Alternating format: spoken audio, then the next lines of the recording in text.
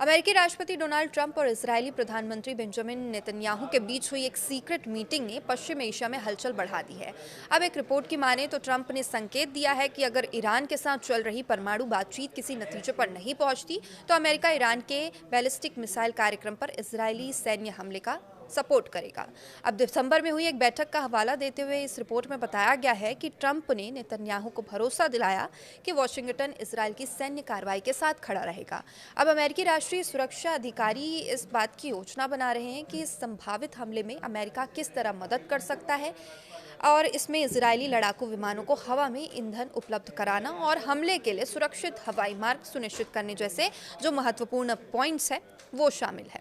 हालांकि अब इस प्लानिंग में एक बड़ी कूटनीतिक बाधा भी है। जॉर्डन, सऊदी अरब और संयुक्त अरब अमीरात यानी यूएई जैसे क्षेत्रीय देशों में सार्वजनिक रूप से घोषणा की गई है वे ईरान पर हमले के लिए अपने हवाई क्षेत्र का उपयोग नहीं करने देंगे।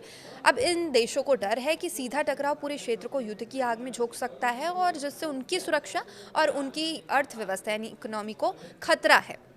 ये रिपोर्ट ऐसे समय में आई जब ओमान और जिनेवा में अमेरिका और ईरान के बीच परोक्ष बातचीत का दूसरा दौर शुरू हो रहा है।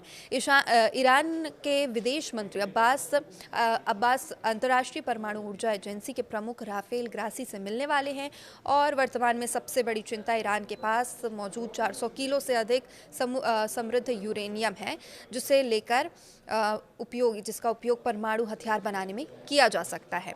अब इसमें नेतन्याहू का कहना है कि किसी भी समझौते में ईरान को अपना पूरा यूरेनियम भंडार खत्म करना होगा और परमाणु क्षमता को पूरी तरीके से नष्ट करना होगा। अब दूसरी ओर ईरान के उप विदेश मंत्री माजिद तख्त रवांची ने नरमी के संकेत देते हुए कहा है कि अगर अमेरिका ईमानदारी दिखाता है तो प्रतिबंध हटाता है तो ईरान यूरेनियम भंडार को सीमित करने पर विचार कर सकता है।